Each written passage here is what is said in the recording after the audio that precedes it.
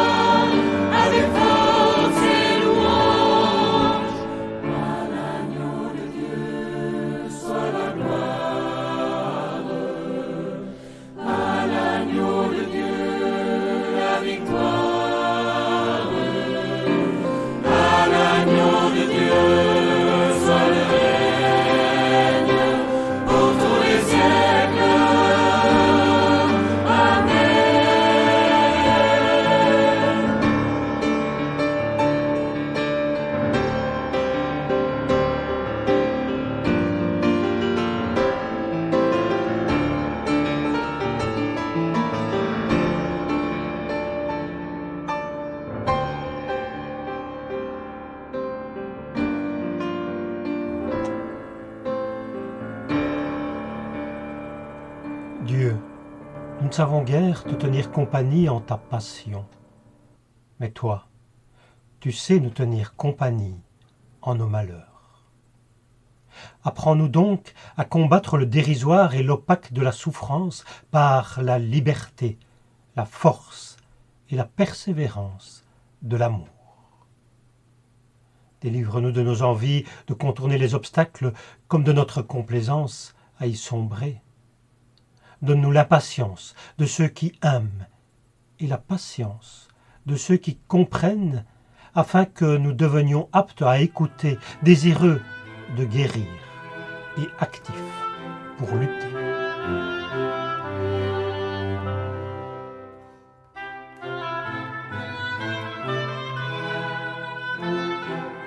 Nous voulons maintenant partager le psaume 137. C'est un psaume bien connu.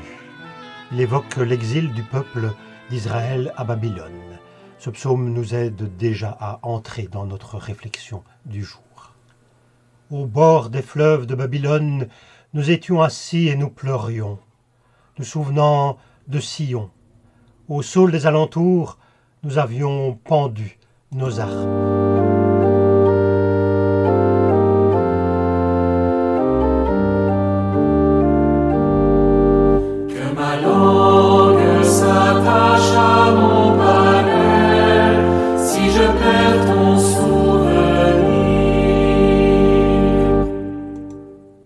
C'est là que nos vainqueurs nous demandèrent des chansons et nos bourreaux des airs joyeux. « Chantez-nous, disait-il, quelques chants de Sion. »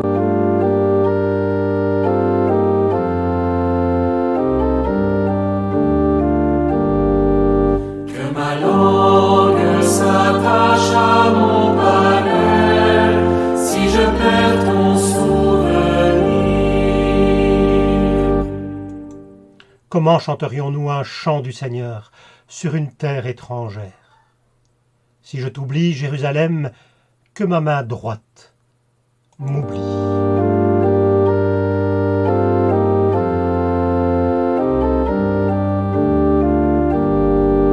Que ma langue s'attache à mon palais, si je perds ton souvenir.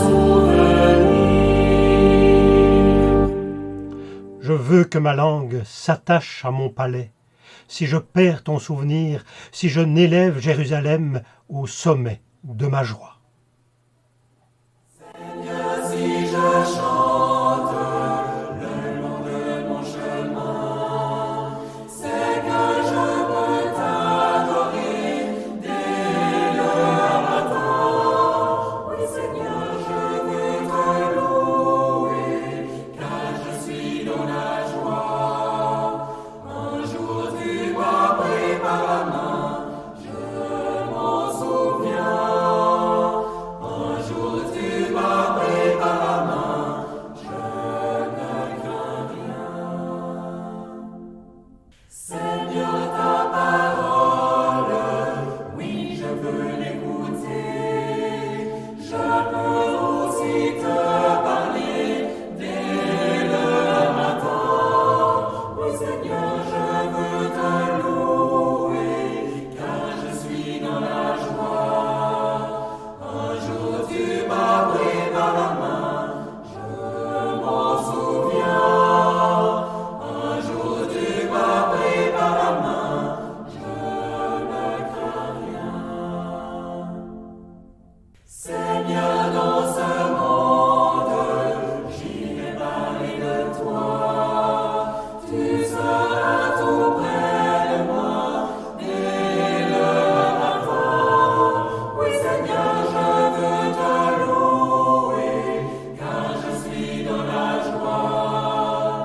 Un jour tu m'as pris par la main, je m'en souviens. Un jour tu m'as pris par la main, je ne crains rien. Nous lisons aujourd'hui dans notre Bible deux textes réservés traditionnellement pour ce 4e dimanche du Carême.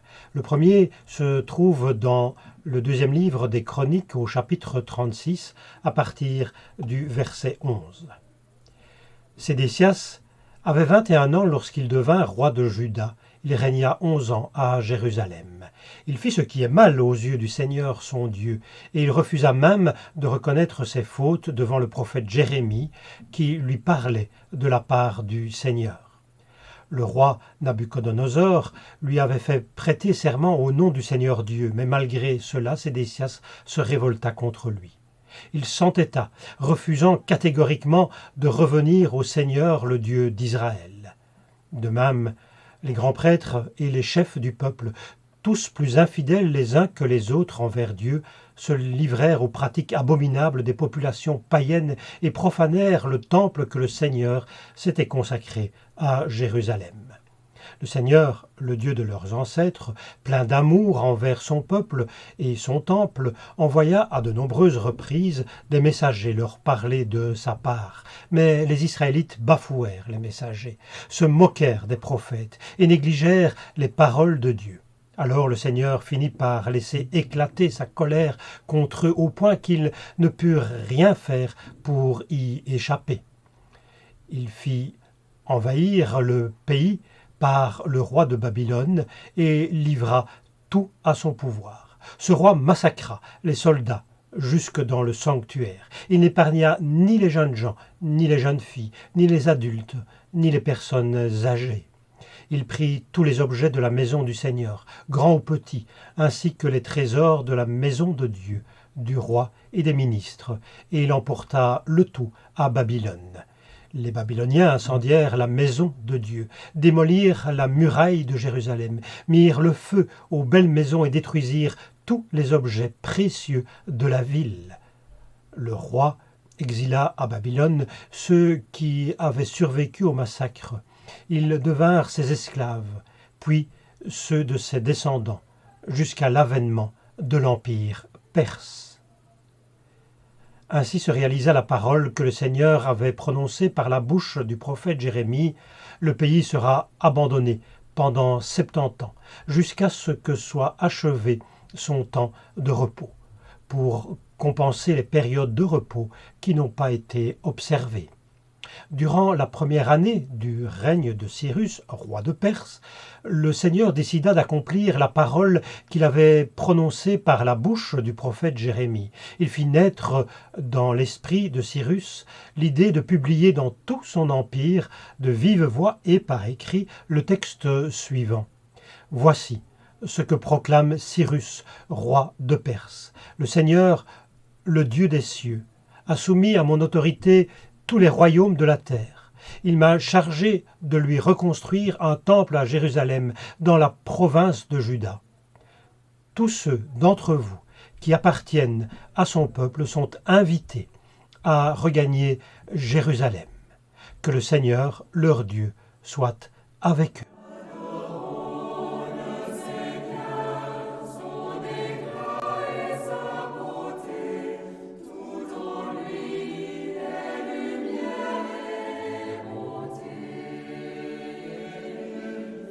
Nous lisons l'évangile du jour dans l'évangile de Jean au chapitre 3, ce texte célèbre des versets 14 à 21. « Et tout comme Moïse a élevé le serpent de bronze dans le désert, de même le Fils de l'homme doit être élevé, afin que toute personne qui croit en lui ait la vie éternelle. Car Dieu a tellement aimé le monde qu'il a donné son Fils unique, afin que toute personne qui croit en lui ne périsse pas, mais qu'elle ait la vie éternelle. Dieu n'a pas envoyé son Fils dans le monde pour juger le monde, mais pour que le monde soit sauvé par lui. Celui qui croit au Fils n'est pas jugé, mais celui qui ne croit pas est déjà jugé parce qu'il n'a pas cru au Fils unique de Dieu. Voici comment le jugement se manifeste. La lumière est venue dans le monde, mais les êtres humains ont préféré l'obscurité à la lumière, parce qu'ils font ce qui est mal. Celui qui fait le mal déteste la lumière et s'en écarte, car il a peur que ses mauvaises actions soient dévoilées. Mais celui qui agit selon la vérité vient à la lumière, afin que soit manifeste que ses actions sont accomplies en Dieu. En écoutant le livre des Chroniques, on peut être quelque peu déboussolé, tant il semble assez loin des paroles de l'Évangile, et en particulier celles dont nous avons fait la lecture en ce jour. À la première lecture, on peut avoir l'impression que dans le texte des Chroniques, il est surtout question de punition, de malheur, de destruction, de mort, et l'on pourra encore noircir d'ailleurs le tableau. Il est vrai que parfois nous sommes surpris à la lecture de certains passages de l'Ancien Testament. Mais il faut savoir faire la part des choses et découvrir, au-delà de théologie et d'histoire racontée, la manière dont les rédacteurs de ces textes ont compris leur relation au divin et l'espérance aussi qu'ils y mettaient. C'est cela que je voudrais mettre en avant aujourd'hui dans cette courte réflexion, dans cette découverte du texte du jour, la découverte de ce texte des Chroniques. Nous voulons nous y arrêter. En arrière-plan, il y a l'exil à Babylone qui commence aux alentours de 586 avant Jésus-Christ et qui se termine vers 538 avec l'édit de Cyrus.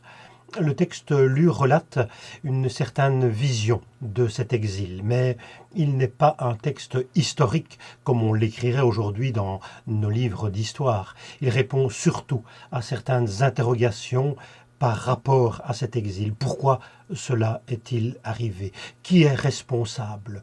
Comment en est-on arrivé là avec cette succession de malheurs qui se sont abattus sur le peuple? Quelles en sont les conséquences aussi, et particulièrement quelles en sont les conséquences pour la foi? L'exil à Babylone fut une grande épreuve.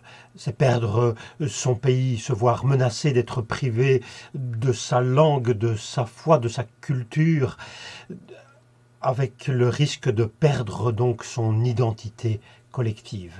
N'est-ce pas une sorte de mort pour tout le peuple qui le menaçait? L'auteur du livre relate à sa manière les faits bien des années plus tard, en fait, en se posant toutes ces questions. Je pense qu'il est tout à fait légitime de dire que cet auteur est un homme de foi et partage sa vision des événements à partir de sa foi et répond à partir de là aux questions soulevées et dit le sens des événements, le sens qu'il perçoit des événements. Il est intéressé par l'enseignement théologique, spirituel, moral. Il est intéressé aussi, me semble-t-il, à réfléchir et à découvrir des leçons de sagesse pour le futur.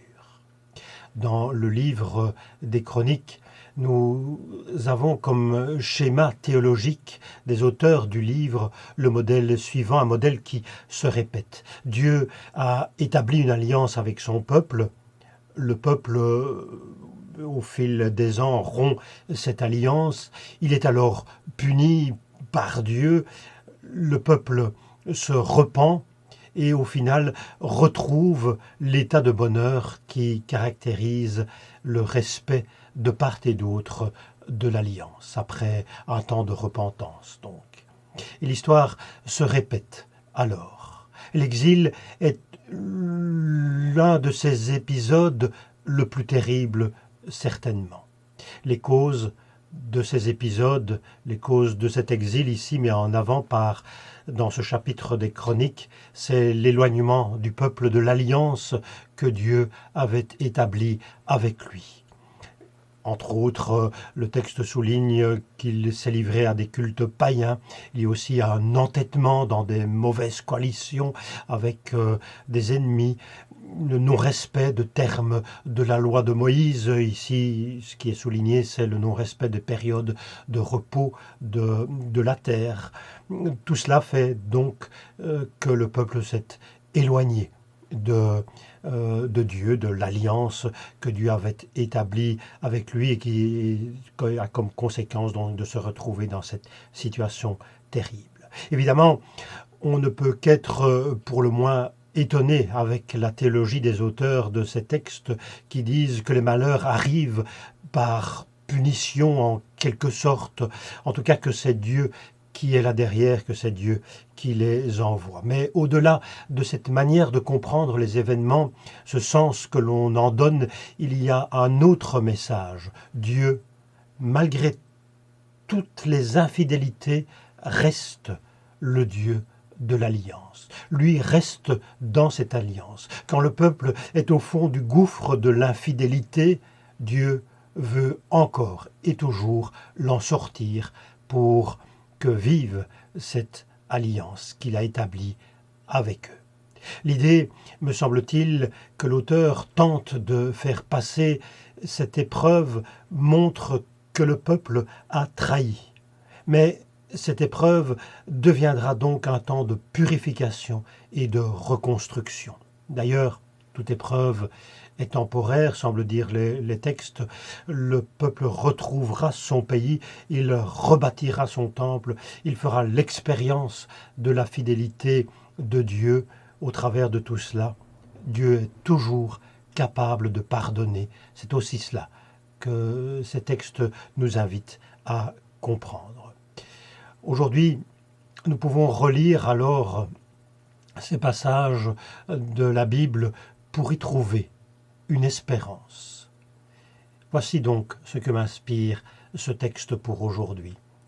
Quelqu'un disait, dans la durée d'un jour, dans la durée d'une vie, il n'y a pas d'ombre sans lumière, ni de lumière sans ombre. Vivre du passage de l'une vers l'autre est notre condition humaine. Le divin manifesté en Jésus-Christ avec ses absolus, en particulier celui de l'amour infini, vient nous bousculer parfois. Nous imaginons volontiers un Dieu qui juge et condamne ou qui écrase et triomphe. Dieu par Jésus-Christ nous dit sa préférence, un amour absolu, même pour ce qui n'est pas aimable. Le divin bouscule nos repères, qui parfois sont idolâtres, bouscule nos fausses sécurités, nos fausses conceptions incertaines du monde. Ne nous invite-t-il pas à réfléchir le monde à partir de notre foi, comme le faisaient les auteurs bibliques? C'est une question que l'on peut se poser aussi. En tout cas, la Bible vient nous parler de foi, de la foi en particulier en un salut hors de nous-mêmes. Le divin lui-même réalise ce salut. Il vient en nos cœurs ouvrir des brèches d'espérance malgré les apparences. La préférence de Dieu, c'est nous, en train de le recevoir tranquillement et fermement.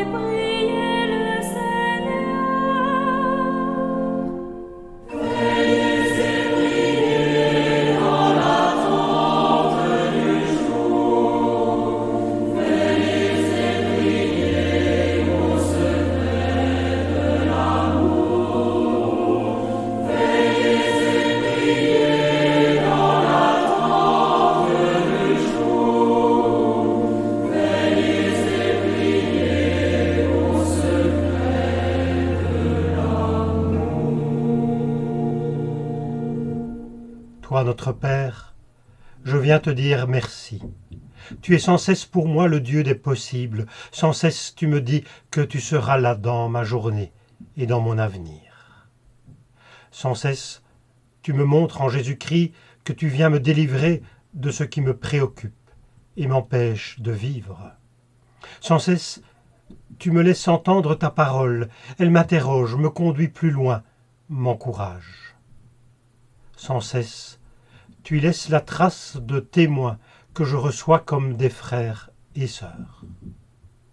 Sans cesse, tu comptes sur moi pour agir dans ce monde, pour y porter ta lumière. Elle donne la vie. Oui, merci, car tu es le Dieu de mes possibles et de mes impossibles. Et nous poursuivons cette prière en nous associant à la prière que Jésus-Christ nous a apprise.